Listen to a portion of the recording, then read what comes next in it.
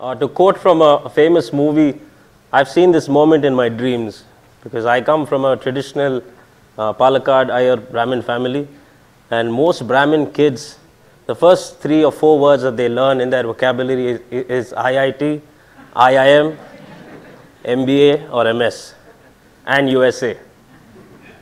So everybody around you is always telling you to, work hard and try and get into one of these institutions. So I'd like to reiterate, I've also seen this moment in the dreams of my relatives and their families. So, I will tell them proudly today, I went to IIM on 11th Feb. So, yes, so firstly, thank you for having me here. I came in a little early just to see the landscape of people, talking about businesses. For me, it's still a little new because I came from a professional sports background. I really didn't have a business background. But over the last 5 years, fitness has become a business, and it is quite lucrative, as I will explain.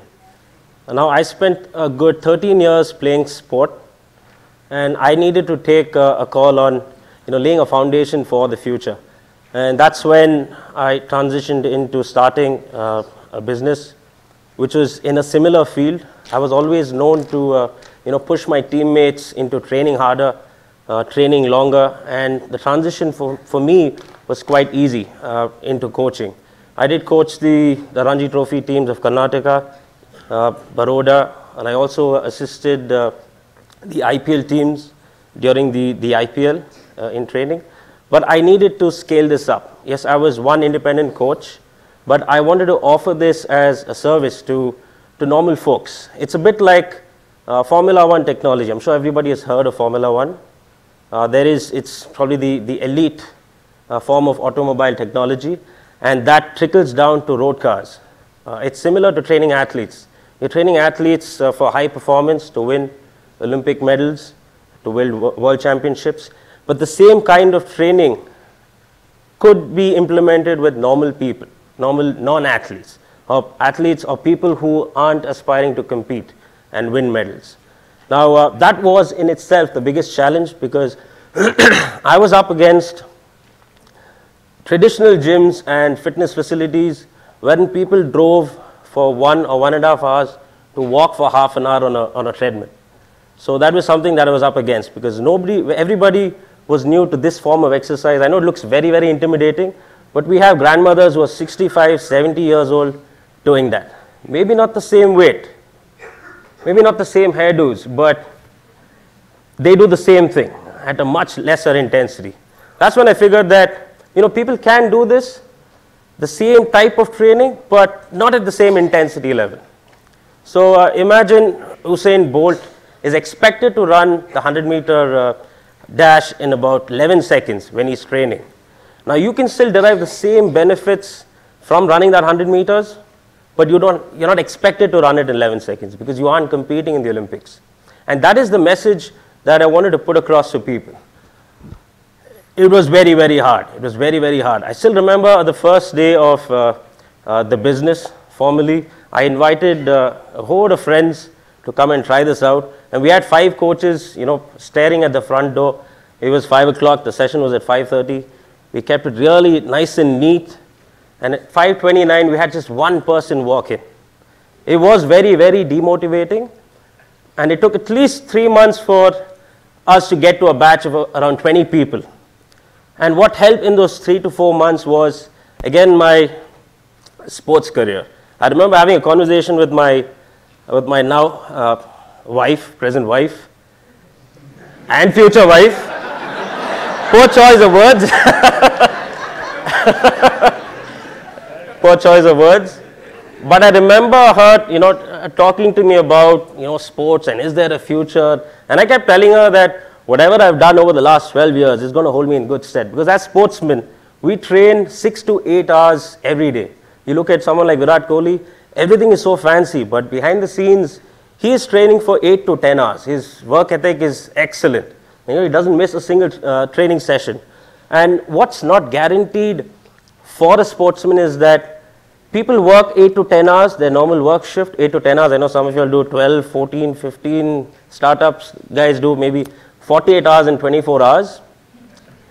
But something is guaranteed. In a job, you're bound to get your salary at the end of the month, right? As sportsmen, you're not assured of victory. 9 times out of 10, you're going to experience failure. But you will still have to wake up the next morning and head for practice in the hope that, okay, I'm going to get better. But you're still not assured of making it big, making a livelihood out of it.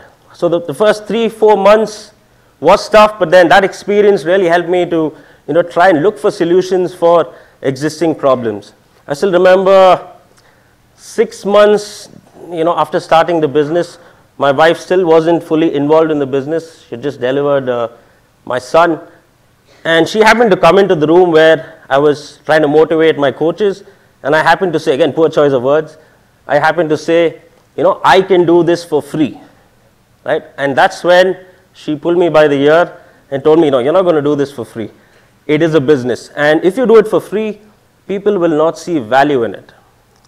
So you can charge really high, but people have to pay for it, avail the service, and then see value in it. And only then you can convince yourself that this can become a business. So that was one of the first few mistakes I made. I was completely driven by passion because I came from the sporting field, and I just wanted to train everybody. Everybody on the street, this is something new. Why didn't you come and try it out? And I didn't know what was happening until she came in. And she's an MBA, so that kind of helped organize things. So I think organizing things when we start off a business is very, very important.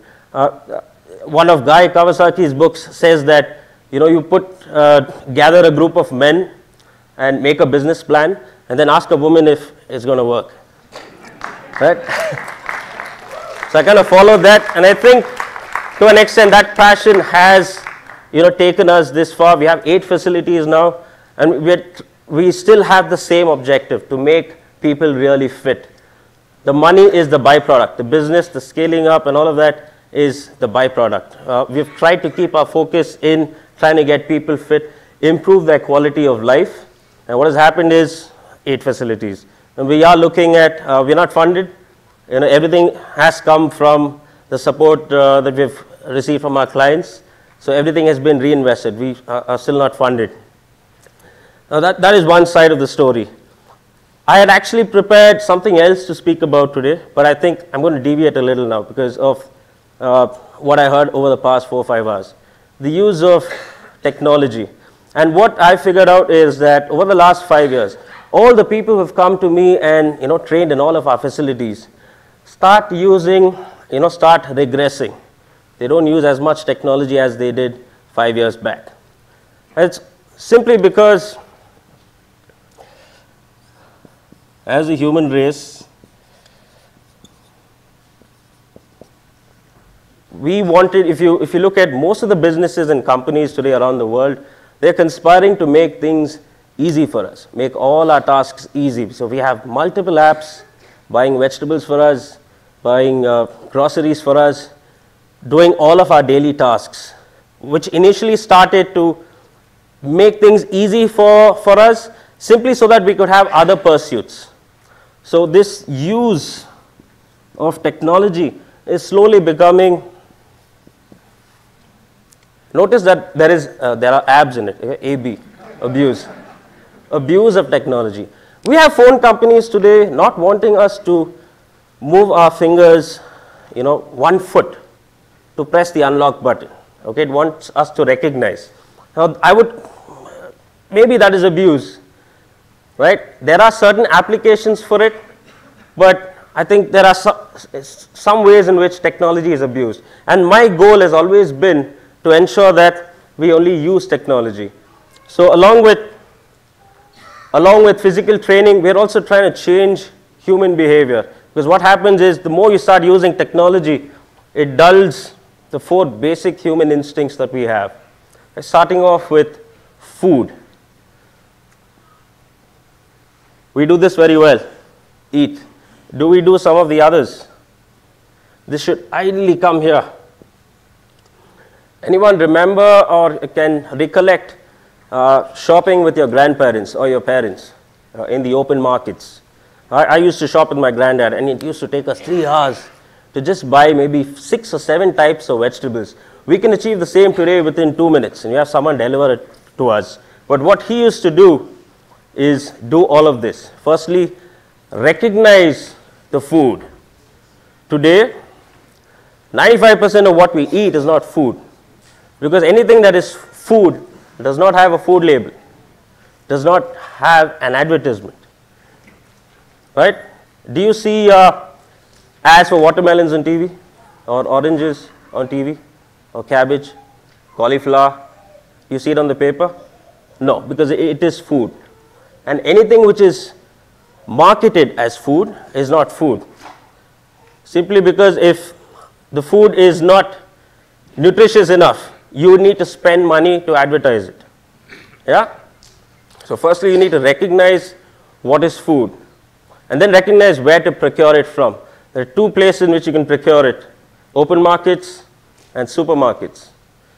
Supermarkets, I know a lot of us shop in supermarkets, but in supermarkets, you will notice that all the real food is kept closer to the entrance on the outside, because real food needs to be exposed to the environment. There is no shelf life for real food. If you look at the food stored in the aisles, does it have a food label? No. In the aisles, on the shelves, all of them have food labels. You can store food in the aisles or on shelves for up to a year or maybe 2 years. Now that is not food. 80% of the time, if you have food stored in the perimeter of supermarkets or from open markets, 80% of the time, you will be healthy. You will ensure that this instinct of yours improves, your instinct about food. Because you're not just eating anything that is in front of you, you're recognizing what is food, you're procuring it from the right place. Once you procure it, storage, where do we store our food? Refrigerators. Now if we have fresh food, if you're willing to shop every day, do we need to store food? Maybe not. So we have some of our people shopping every day by walking or cycling it, right? And they also carry just enough food for the day, just so that they don't have to store it. If we don't store it, that takes us somewhere else. You don't use the refrigerator, you're saving power, blah, blah, blah, right? You get it? Getting the drift? Once you figure that out, cooking it. I know a lot of us eat outside simply because of our lifestyles, but if we tend to eat more at home, we will be a lot more healthier. So this is a 5-step process of recognizing, procuring it from the right source, storing it in the right manner, cooking it, obviously using the right methodologies, and then eating it. All of us, myself included, just focus on eating because of our lifestyles. So this is the first instinct that we need to train. The second instinct is, of course, our sensory instincts, to listen, see, and feel. What do most of us do nowadays? Out of the 3, do we listen? Not as much. Do we feel? I think the previous session was very interesting. It was about virtual reality. But in reality, do we feel? No, maybe not. But we see a lot. We see a lot. What's happening to the other 2 instincts? Hey, look at my son there. What is he doing? He's seeing. Is he listening to me? Can you sit down? Not listening. Simply because we are not training these instincts. If we were staying in the wild, if it was 2,000 years, or not 2,000, 2 million years back, all of these would be really sharp, because you don't know if you're going to be alive the next morning, right? You have predators on you. You also have to eat them, kill them and eat them, right? So your instincts are really sharp. But nowadays, and even in the future, I'm telling you, the future is dark for us, for all of us, because these are getting vasectomized. You know, the instincts are getting vasectomized, right? So one way of training it is ensuring that you recognize that these are important first, and then training them. If you learn to listen more, none of us write. When you write, what happens? You're saying it because you're writing it, you're seeing it, and you're feeling it. You're feeling the pain in the fingers right now. You can't, I'm sure none of us can write even a page right now. Another reason why all of the love letters, they worked only in the 70s and the 80s, and maybe the 90s, not after 2001, right? Because, I mean, you're never giving it everything. You didn't have your senses in it while writing. So, I mean, this can be trained. There is a way to train it, but I'll move on. We come into what we focus on mostly, yeah? Training movement as well as expressing that. The first thing that, you know, I try to ascertain before starting this out is, where is my market? How many of you all have done this before?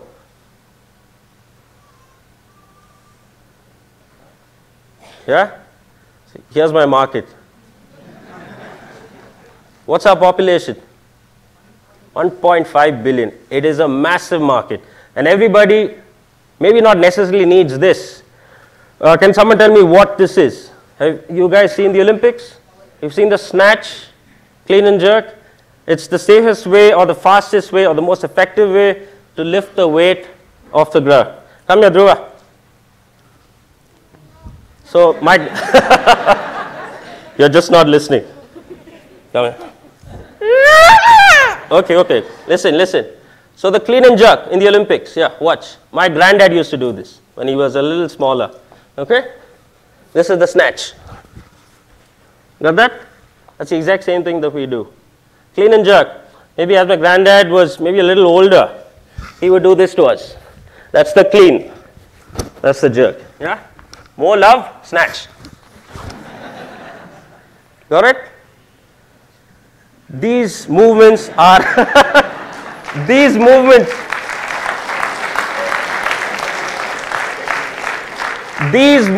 are in our DNA. They're embedded. We perform it every day. And what we do at the gym is just exaggerated daily movement. If you sit and stand 10 times at work, you come to us, we make you do it 100 times. At 10 times becomes very easy for you.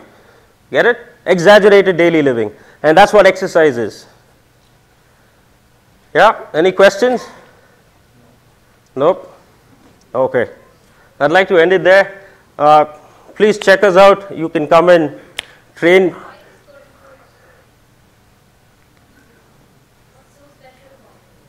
So it builds athletic capacity. So to get here, there are about 50 other movements that you need to train before this. Yeah. That's after I learned that after starting the business. You learn to sell after you starting. How about you shed some light on the angle where all these fitness businesses are based on this psychology that everybody joins the gym or a fitness thing and just waits off, like fades away in 4 or 5 days. I've seen maximum people quitting their fitness regime after in the first week. So I worked previously for a fitness brand, and they had a register full of people who paid for a year and didn't come. And we were instructed as coaches to ensure that that list is never ending. Right? For us, we rely on people paying and coming because we don't spend anything on marketing.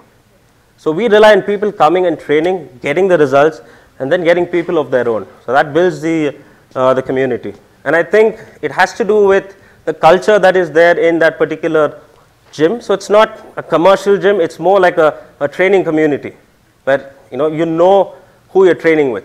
Unlike the guys in the regular gyms, put their headphones on and they're on their own. They don't know who they're training next to.